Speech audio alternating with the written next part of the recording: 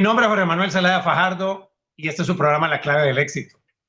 Un programa que ha sido diseñado para que sea un aula en donde tenemos un profesor o una profesora, como es el caso de hoy, que comparte con nosotros su vida y de la cual podemos sentirnos partícipes, pero también inspirados para poder alcanzar esos derroteros.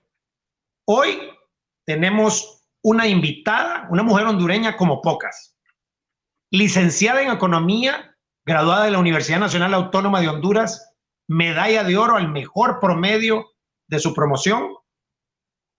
Luego obtuvo una maestría en estudios de política agrícola y desarrollo rural de América Latina y el Caribe en Brasil e Italia.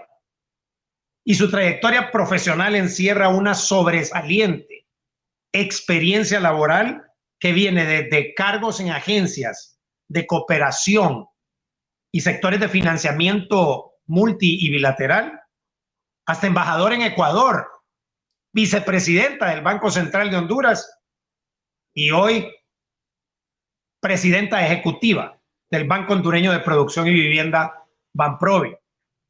Pero como si esto no fuera suficiente, esta dama en el campo docente fue profesora por más de una década en la Escuela Agrícola Panamericana del Zamorano y también vicerrectora en temas internacionales de la Universidad Autónoma.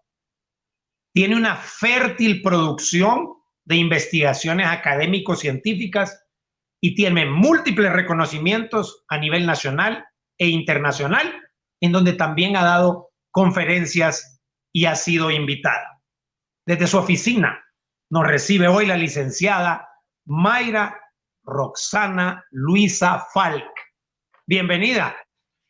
Hola, ¿qué tal, Jorge? Un placer estar en este programa porque creo que nos va a permitir compartir cosas que tradicionalmente uno no comparte con las personas porque en la vida profesional a veces nos encasillan, ¿verdad? Entonces, creo que vamos a tener un bonito programa y volver al tema docente para mí es un regalo de la vida. Así que gracias de verdad tanto a los que están tras bambalinas de nosotros como a usted, Jorge, por invitarme y hacerme partícipe de este gran momento en mi vida.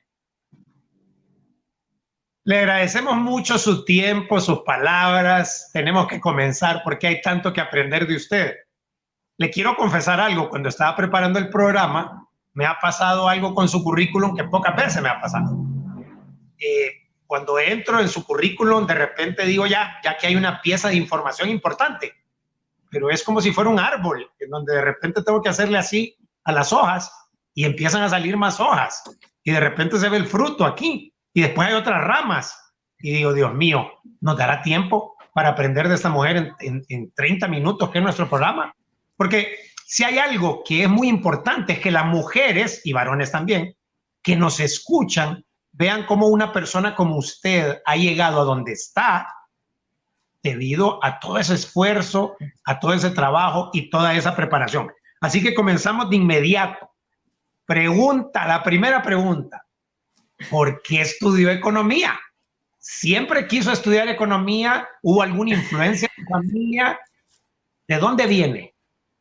Bueno, esa es la primera parte de mi vida que pocos saben. Yo comencé estudiando medicina y cuando salí embarazada del joven que está aquí atrás mío en la foto, tuve que dejar mi cuarto año de medicina como buena alumna y irme para economía porque ahí podía trabajar y estudiar para mantener mi hijo, a quien tanto amé y que me hizo no solo responsable, sino también una mujer de éxito, porque desde pequeño me alimentó, me siguió donde fui, estuvo conmigo en Brasil, cuando me fui para Italia, él estuvo aquí con mi padre y bueno, fue la semilla en mi corazón que me impulsó a ser economista, así que tenemos que agradecerle a él más que a mi espíritu innovador y mi vocación por los números, que realmente siempre fue un factor importante en mi vida. Impresionante.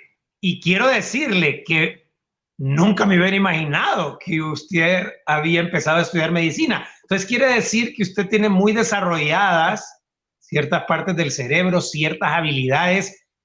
Yo, todo economista que conozco, no hay economista que yo conozca que no sea inquisitivo, que no sea bueno para los números, que no vea con claridad los escenarios. Así son todos los economistas. Nos toca. Yo creo que este es un punto importante en la vida cuando uno elige estudiar economía. No solo es un tema de números, es un tema de análisis. Recuerdo cuando mis estudiantes en Zamorano, ellos se hacen herencias, o sea, se pasan los exámenes de antes de los profesores. Y me decían, profesora, pero este examen es diferente, le decía yo. El día que se me acabe la creatividad, hijos míos, dejo de ser economista. Entonces, nunca un examen se va a parecer a otro. Pásense las herencias que quieran de Mayra Falk, pero seguirán siendo herencias porque yo no voy a repetir. Ese es un punto que creo que en cualquier profesión tenemos todos que mantener. Siempre ser creativos, no pensar en hacer más de lo mismo, porque uno de los grandes problemas que tenemos es que si hacemos más de lo mismo no innovamos, y si no innovamos las sociedades no logran lo que nosotros necesitamos, que es el verdadero desarrollo. Entonces hay que volverse innovador como profesional y esto es importante. Me parece que usted ha dado el primero de los consejos entre líneas de una manera muy sutil, pero muy directa también. Cómo la creatividad puede ser, debe ser tan importante. Ahora, definitivamente para usted, usted balanceó microeconomía y macroeconomía. Yo recuerdo cuando llevé micro, yo recuerdo que mi profesor era tremendamente conceptual y todo eran conceptos y yo a veces quedaba en la luna. Y cuando llevé macro, me fascinó, porque yo me imaginaba el país y me imaginaba el mundo y el comercio internacional. A mí me da la impresión que usted es buena para las dos, para los conceptos y para la parte de la región y el mundo, para lo teórico y para lo práctico. ¿Estaré equivocado? Yo creo que tal vez ha habido un punto en mi vida que le ha dado sentido a mi vida y ese fue mi padre. Mi padre fue ingeniero, estuvo a cargo de un proyecto que fue el que puso el agua en todo este país. Y cuando yo era pequeña me llevaba a su viaje, yo era muy cercana con él, pero mucho, mucho, mucho, mucho. Entonces yo conocí Honduras en una edad temprana y aprendí que el que no tiene polvo a tierra no puede recomendar nada, porque usted puede recomendar lo que quiera. Usted puede decir, bueno, para cambiar la economía de Honduras tenemos que hacer una liberalización del mercado de divisas porque esto es importante. Correcto. Y porque el fondo lo dice. Pero si usted no tiene un polvo a tierra con la gente, si usted no sabe hablar con la gente, si la gente no puede digerir esos conceptos, usted deja de ser un profesional para ser una persona que ejerce un cargo. Y entre ejercer un cargo y ser un profesional hay una diferencia, muchachos. Ser un profesional es saber comunicarse con aquellos con los que uno tiene relación directa o indirectamente. Ejercer una profesión puede ser no trascendente en la vida. Entonces, lo más importante en la vida es ser profesional en lo que uno hace. Y para ser profesional hay que hacer lo correcto y lo que está bien. No nos perdamos en frases banales. Y hacer lo correcto y lo que está bien significa tener polvo a tierra como la electricidad para realmente conocer la sociedad en la que trabajamos. Hay que hablar con la gente. Si uno, bueno, ahora con la pandemia es más difícil, pero si ustedes van al supermercado, pueden hablar con la señora que está escogiendo una taza, pueden o sea, necesitamos relacionarnos con la gente para poder tomar decisiones. Y eso es claro. Es tan refrescante, perdón, escucharla a usted decir eso, porque los líderes son los que realmente nos deberían de conectar. Líderes como usted nos conectan a esa gente que necesitamos escuchar. Cuéntenos un poquito de la Universidad Federal Rural de Río de Janeiro, en Brasil, y de la Universidad de Nápoles, en Italia. ¿Le tocó aprender portugués y aprender italiano? ¿Fue un tiempo aquí, un tiempo allá? Cuéntenos un poco de sus retos cuando estudiaba la maestría. Bueno, yo les tengo que contar algo. Normalmente cuando uno termina la universidad tiene 1000 sueños, pero uno tiene que aterrizar sus sueños con su corazón. O sea, lo más importante es estudiar lo que a uno le gusta, no Correcto. estudiar lo que los otros quieren o lo que el papá dice o lo que el amigo quiere estudiar. Entonces, yo creo importante, a mí me encantaba la agricultura, yo quería también ser agrónoma o veterinaria, entonces dije, bueno, mi maestría me va a acercar a ese mundo, al mundo rural, al mundo del campesinado, al mundo donde están las cadenas agroalimentarias, y empezábamos la globalización cuando yo estudié. Entonces fue muy lindo poder estudiar en dos países. Claro, en Italia me concentré en el tema de econometría porque era mi Sí. pasión, pero en el caso de Brasil tuve profesores mexicanos, argentinos, ingleses, era una diversidad de docentes. La academia brasileña es nutritiva en todos los sentidos. Además, deja algo que normalmente la academia de otras latitudes no deja, y es el debate. En Brasil uno discute con el maestro. No es que el maestro dice la verdad y uno se la aprende de memoria. Entonces, eso fue muy bueno para mí en la sociedad brasileña, y además fueron 2 años que compartí con mi hijo, y él aprendió portugués mejor que yo, por supuesto, estaba chiquito. Y luego yo me fui sola a Italia y fue el único año en mi vida en que yo fui realmente una mujer sola, porque el resto de mi vida éramos mi hijo y yo. Usted me ha hecho pensar en una pregunta que cualquiera que la esté escuchando pensaría, y es justo ahora que lo dijo. ¿Cuál es aquel reto de ese periodo de Brasil y de Italia más difícil que usted tuvo y cómo lo superó? Bueno, yo tengo que contarles algo que normalmente no está en mi currículum, por supuesto. Yo llegué a Brasil y a los 4 días me quebré el pie y Dios no mío. tenía seguro médico. O sea, cuando uno es joven, uno se atreve a un montón de cosas que ahora yo no me atrevería ni de regalado, ¿verdad? Pero bueno, yo llegué sin seguro médico, me llevaron a la Cruz Roja. Entonces, lo que nos ayudó mucho a mi hijo y a mí en ese momento es que yo lo tuve que poner en tiempo integral. O sea, mi hijo entraba a clases a las 7 de la mañana y salía a las 7 de la noche. Y yo llegué en una época de hiperinflación. Entonces, mi beca cuando yo llegué era $400 y a las 10 semanas era $10. Dios Entonces, mío. tuve que buscar trabajo y encontré un ángel, porque ese es otro tema en la vida que pocos discuten y que los profesionales tendemos a ver como de lejos. Uno tiene alrededor 1000 ángeles que lo acompañan, pero no son ángeles místicos, son ángeles de carne y hueso. Y el profesor Barros de Castro, que escribió el libro de Principios de Economía, que casi todos los de mi generación estudió, me dio trabajo como su asistente. Y fíjese que me hizo ganar 2 cosas, no solo dinero para mantenernos, sino también que yo tenía la obligatoriedad de sacar 6 meses de pedagogía para poder enseñar bien.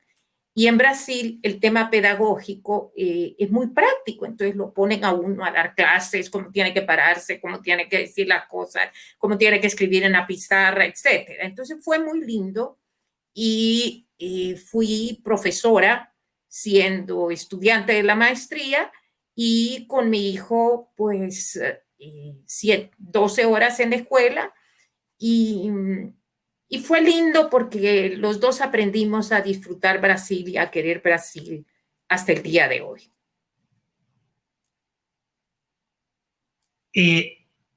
Vamos a ir, es que estoy pensando en todo lo que ha dicho, cómo usted tiene la particularidad de lo que dice me genera semilla para la siguiente pregunta. Y ya tenía yo mis preguntas, y lo fértil de su contenido y de lo que está compartiendo me pone a pensar en otras preguntas. Pero tenemos que ir a una pausa Y cuando regresemos, vamos a hablar de los retos suyos de esta mujer en Ecuador como docente y liderando una institución de altos quilates en el país como es Banprovi. Ya volvemos.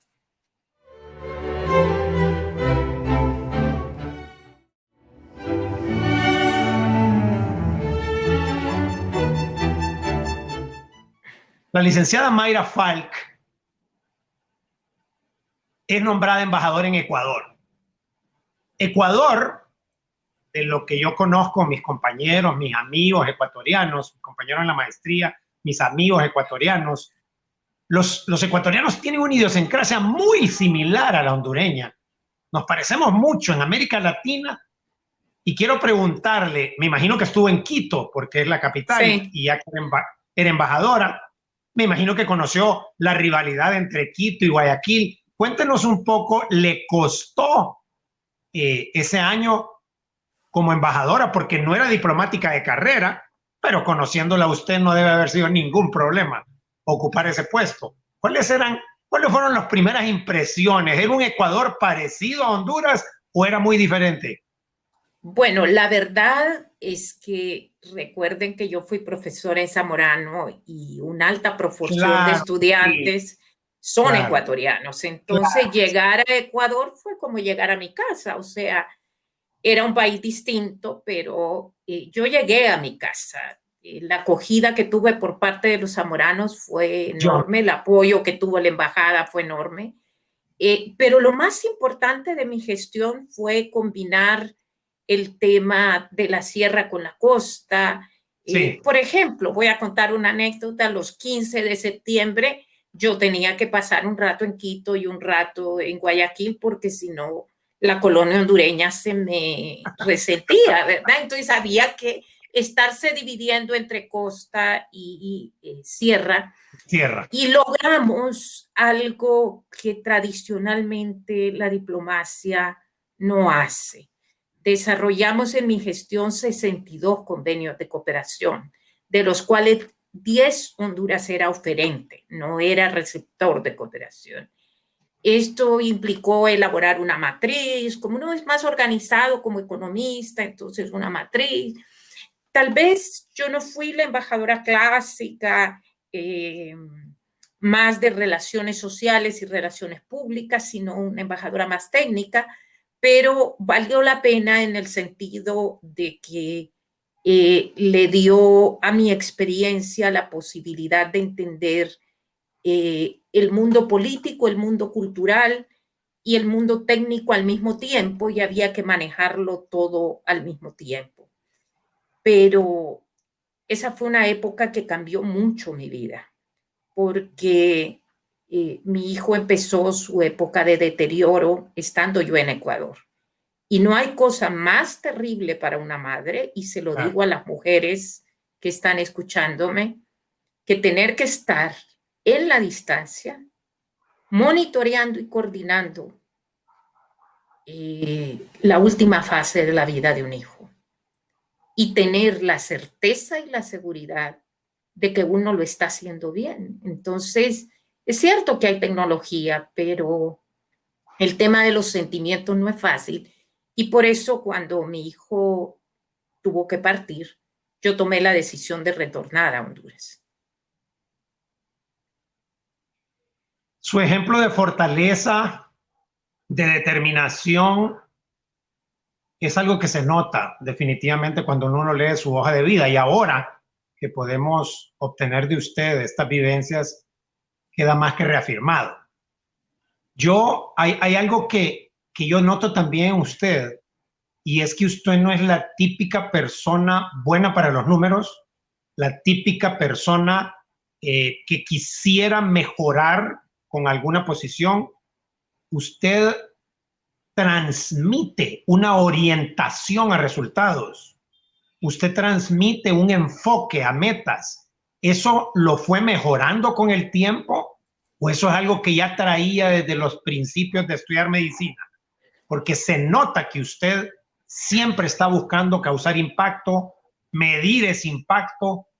¿Cómo nos podría explicar un poquito a todos los que lo están viendo que pudieran desarrollar esa competencia tan bonita que usted tiene? Bueno, ahí tal vez es un poco difícil. Yo crecí en una familia tradicionalmente de mujeres. Eso es un punto importante porque nunca nadie me dijo que habían límites para las mujeres. Yo entendí que habían límites para las mujeres más adelante, pero durante mi vida no. Mi abuela era escritora, mi mamá era una poetisa de primer orden y se paraba delante de quien fuera, mis tías, doctoras, ingenieras, psicólogas, o sea, yo no tuve un ambiente de personas que no pensaran en salir adelante y en lograr lo que querían. Y mi papá era un hombre muy organizado, ¿verdad? Entonces, esa combinación logró que yo tuviera un enfoque centrado en metas muy fuerte. Pero lo que a mí me hizo centrarme en metas no fue mi familia, fue mi Guillain-Barré. Yo a los 9 años padecí Guillain-Barré con 90% de parálisis pulmonar y 80% de parálisis corporal. Si yo no hubiese tenido la determinación de hacer mi terapia, de pasar un año en pulmón de hierro, con sonda por la nariz y con sonda para otras cosas, y decir, yo vuelvo a caminar y voy a ser normal. Yo usé aparatos de polio muchos años y aquí estoy. Usted no da un 5 por decir que yo soy sobreviviente de Guillain-Barré. Entonces, el Guillain-Barré a mí me marcó porque dijo, esto hay que hacerlo bien, los ejercicios en la mañana, al mediodía y en la tarde, la comida de esta forma. Y yo tenía las manos así. Bueno, me hacían bromas mis compañeras, entonces yo dije, no, ni patas de gallina, yo no le como patas de gallina porque mis manos parecían patitas de gallina. Y la otra cosa es, yo con estos aparatos de polio no me quedo. Y con las patas secas tampoco, porque ya a mí me daba miedo que se me quedaban las piernas. Entonces, realmente yo tengo a esta edad unas piernas que realmente tienen una buena contextura muscular y yo tengo un desarrollo normal. Entonces, creo que el Guillain-Barré marcó mi vida a esa temprana edad. Y luego, bueno, mi embarazo, mi vida, el transitar, o sea, yo cuando veo gente que nace, crece, se reproduce y muere en una misma institución, digo, ¿será que viven? O sea, cuando uno no tiene diversidad de experiencias, ¿cómo nutre el espíritu? Yo no sé, no lo puedo pensar. Yo recuerdo que cuando salí de Zamorano me decían, pero Zamorano es una institución maravillosa. Y yo les decía, sí, yo no niego, pero hay que salir de una burbuja para entrar a otros espacios donde la realidad nos haga realmente trascender, porque uno de los puntos importantes de la vida y la meta que debemos tener los seres humanos es trascender. No es hacer para vivir, es trascender para impactar en la vida de los demás. Y usted lo está haciendo, definitivamente. Se me viene a la mente aquella frase, cuando usted estaba diciendo eso, se me viene a la mente la frase de la Madre Teresa, Santa Teresa de Calcuta ahora, que decía, no esperes a que llegue un líder, hazlo tú mismo, persona a persona, sé fiel en las cosas pequeñas, pues en ellas reside tu fuerza. Como líder de una institución financiera en la que está ahora, que a mí me enorgullece mucho tenerla aquí, porque tanta mujer que nos va a ver este programa, tanta estudiante universitaria, mujeres y varones, pero yo siento como una responsabilidad que puedan conocer que ellas pueden llegar, tal y como usted lo dijo, a hacer cualquier cosa que se propongan. Yo tengo que preguntarle, ya al nivel del liderazgo que tiene ahora, después de haber recorrido, ¿usted podría describir su liderazgo más amor que rigor o más rigor que amor? Es posible que usted me diga, pregúntele a la gente que trabaja conmigo, no me pregunte a mí, Jorge.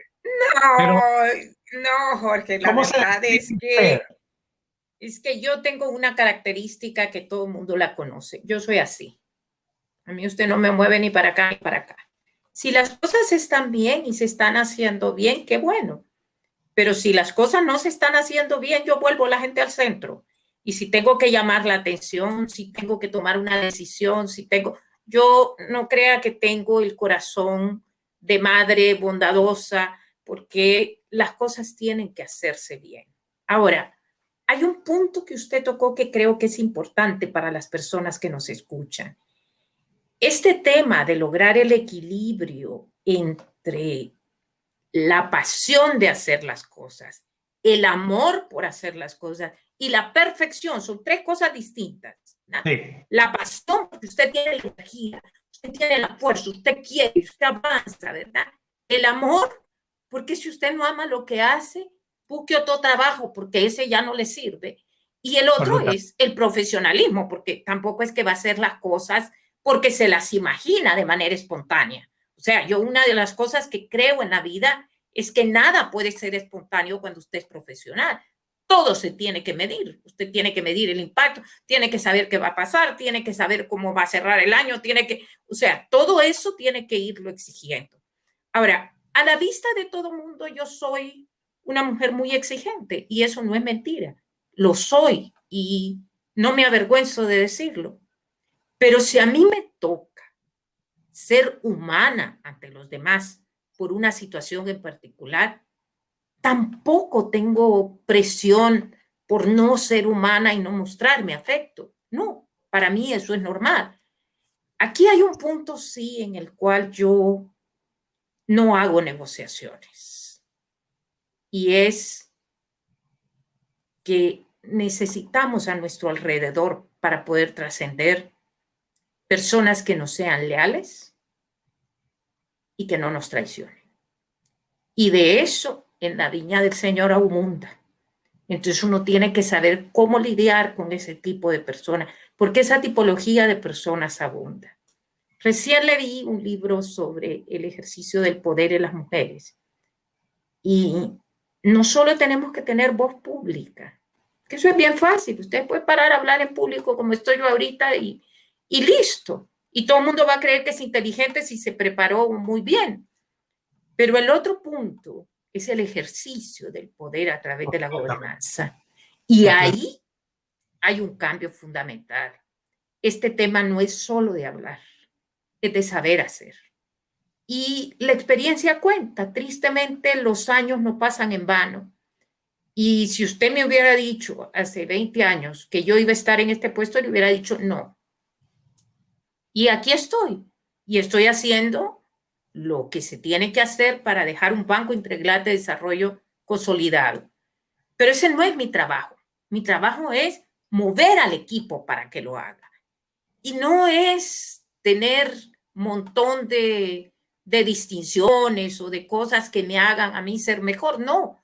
Al final de cuentas, lo importante es que el banco impacte en la vida de gente normal que necesita financiamiento. Entonces, ahí está la clave.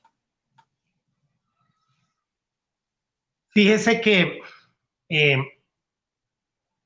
tengo 3 preguntas antes de terminar, pero nos queda poco tiempo. Yo sé. Entonces me voy a atrever a hacer una pregunta que va a englobar a O2 y luego voy a pedirle su tiempo para la última. Yo estoy seguro que esta pregunta va a contestar no solo las preguntas que yo tenía, sino lo que mucha gente está pensando. ¿Qué hace usted cuando no logra una meta? Cuando una meta que se propuso, hizo su mejor esfuerzo, se preparó, no se logra. ¿Cómo reacciona usted? ¿Rápidamente se repone? ¿Le toma mucho tiempo? ¿Analiza? ¿Cómo hace usted para recuperarse de haber fallado y no alcanzado una meta trazada? Hay una receta en la vida, en un poema, que yo creo que todos debemos aprender, porque no todo lo que pensamos lo logramos. Y no todo lo que logramos es lo que pensamos. A veces logramos cosas porque se dieron circunstancias, pero no porque fue nuestro logro, sino porque simple y sencillamente se dieron las circunstancias y bueno, nos tocó estar ahí en el momento. Pero una de las metas importantes en la vida para no darse por vencido es resistir y persistir. Y cuando digo resistir, es resistir a las críticas, a los ataques, resistir a la traición, la deslealtad, todas estas cosas que ahora incluso con las redes sociales se han detonado. Pero por el otro lado hay que persistir. O sea, si usted se deja caer, se fue en el hoyo. Y irse en el hoyo significa no avanzar. Y no avanzar significa retroceder. Entonces usted necesita realmente persistir. Y persistiendo, uno logra. Usted decía, una fértil producción. Sí, es una fértil producción. Pero usted no tiene idea lo que a mí me costó desde que empecé hasta que terminé, en términos de producción académica sobre todo, que me aceptaran en revistas indexadas, que me publicaran, que mi nombre fuera reconocido, porque eso es difícil. Pero si uno no persiste, si a la primera que le dicen no se raja, entonces nunca logró. Por eso es importante resistir y persistir. Este ha sido un programa diferente, muy especial. No lo quisiera yo terminar igual que todos. Al final de nuestro programa siempre le preguntamos a nuestro invitado especial sobre cuál es la clave que lo ha llevado de A a B. Hoy yo quisiera cambiar eso. Por primera vez lo voy a cambiar por esta invitada que tenemos, porque usted nos ha dado una clase desde que comenzó el primer minuto de este programa. Ya nos ha ido diciendo. Yo realmente lo que tendría que hacer es un resumen de lo que usted nos ha ido diciendo, porque eso es lo que la ha llevado donde está. Entonces me voy a atrever a cambiar esa pregunta que usualmente se hace, porque creo que esto que le voy a pedir va a tener un impacto mucho mayor. Si tuviéramos ahorita un aula de esas que le gustan a usted, llena de muchachos y muchachas que tienen aquellas dudas, aquellas inquietudes, pero que están jóvenes y que tienen sueños, ¿qué consejo le daría usted a una mujer joven, a un hombre joven en Honduras para su futuro, para poder construir su futuro en medio de tantas situaciones negativas, una pandemia, problemas económicos? ¿Qué consejo le daría a usted una audiencia llena? Voy a llenar una audiencia, una clase para que le escuchen a usted. Este programa lo vea una clase completísima. ¿Qué consejo le daría a un joven que debería de seguir para construir el sueño que tiene en la mente? A ver, hay dos cosas importantes para que uno pueda cumplir sus sueños. La primera tiene que ver con leer. Y se lo dije a mis estudiantes en Zamorano y se los repito a ustedes ahorita. Hay que leer, leer y leer. Porque la cultura no se adquiere solamente hablando. La cultura, el conocimiento, se adquiere reflexionando, subrayando, encontrando, etc. Entonces, y hay que leer de todo. No se vayan solo porque como soy ingeniero solo leo de ingeniería. No, hay que leer de todo en la vida para tener un marco cultural amplio. Pero lo segundo, que posiblemente es lo más importante y que yo lo aprendí un poco tarde en la vida, o sea, les estoy dando una receta que yo debía haber aplicado cuando era joven, pero bueno, me llegó a través de un libro. Y se las voy a decir. Uno tiene que hacerse 3 preguntas cuando está joven. Primera, ¿quién soy realmente? ¿Quién soy? ¿Soy una mujer que quiere ser madre, que quiere ser profesional, que quiere combinar las dos cosas? No sé, ahí ustedes sabrán quiénes son. Después uno se pregunta, ¿dónde voy? O sea, ¿a dónde me veo en 5 años? ¿A dónde me veo en 10? ¿A dónde me veo en 20? ¿A dónde me veo en 30? Para que la vida no nos juegue la vuelta. Y hasta después uno se pregunta con quién, para poder elegir la persona que lo va a acompañar en la historia de la vida y de esa manera poder tener a lo largo de la vida la compañía de alguien que comparte sus sueños. que le está diciendo todos los días, aquí estoy para apoyarte. Que le está diciendo todos los días, ¿sabes qué? No dudo de tus capacidades. Y yo tuve que decírmelo a mí misma durante años. Y a veces meter la cabeza en la almohada. Porque no sabía cómo hacer. Y no sabía cómo salir adelante. Decía, esto va a ser difícil, va a ser imposible. Y a mí me dio la responsabilidad de sacar adelante un hijo. Pero creo que no es la mejor receta.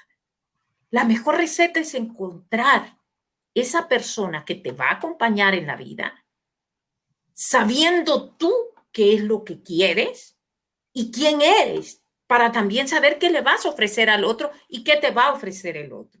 Pero el gran problema es que nosotros lo hacemos al revés. Y yo así lo hice. Primero, ¿con quién? Después, ¿quién soy? Y después, ¿dónde voy? Miren, la vida le juega a uno la vuelta, entonces hay que hacer un esfuerzo por realmente irse bien orientado en la vida. Y nunca, nunca permitan que alguien los obligue a canjear sus valores por algo material. Si ustedes hacen eso, en ese momento, dejan de ser profesionales, dejan de ser padres, dejan de ser personas, dejan de ser seres humanos y se vuelven simple y sencillamente en seres monetarios que la vida no los va a llevar a ningún lugar. Porque un barco que no sabe dónde va, ningún viento lo lleva a buen puerto. Así que tengan cuidado y no canjeen sus valores. Realmente no tenemos palabras, no tenemos cómo agradecerle estas vivencias de vida tan directas, tan sinceras, tan genuinas. Hemos aprendido tanto. Queremos agradecerle por su tiempo, por su esfuerzo. Estamos frente a una hondureña 5 estrellas de alto calibre que quiero decirle que su polo a tierra está bien clavado. Si me permite decírselo, yo soy ingeniero civil, así que le puedo decir, está bien clavado ese polo a tierra, Dios mío. Ya quisiéramos tener un polo a tierra como el suyo, un orgullo haberla tenido, un agradecimiento enorme por haber compartido con nosotros en este programa.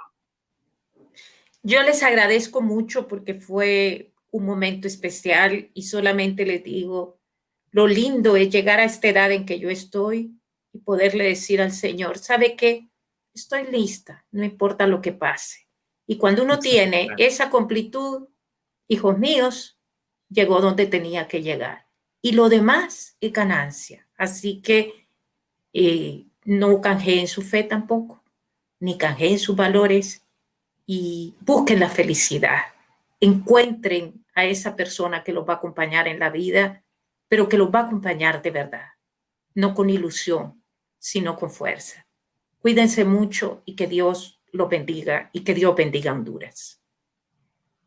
Gracias a la licenciada Mayra Fal por esta preciosa oportunidad de aprendizaje. Gracias a un equipo técnico de primer nivel que hace posible que cada semana estemos en este programa transmitiendo conocimiento, aprendizaje y vivencia de hondureños, hombres y mujeres que hacen cosas lindas por este precioso país, dentro y fuera de Honduras. Gracias sobre todo a cada uno de ustedes por su gentil, puntual sintonía cada sesión que tenemos.